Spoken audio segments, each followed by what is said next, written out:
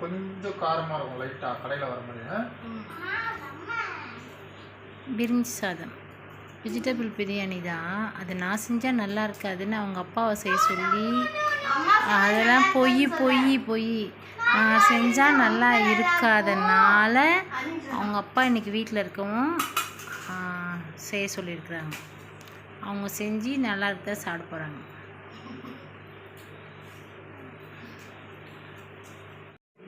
இந்த வர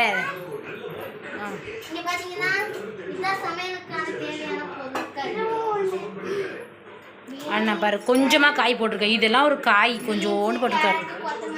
தீட்டே தான் இருக்கணும். சரி உங்கள் அப்பா செய்யட்டும், சாப்பிடுவோம் பார்க்கலாம்.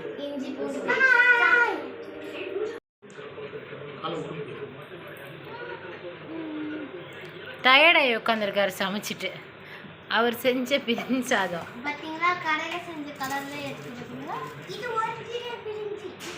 ஒரிஜினல் பிரிஞ்சியா?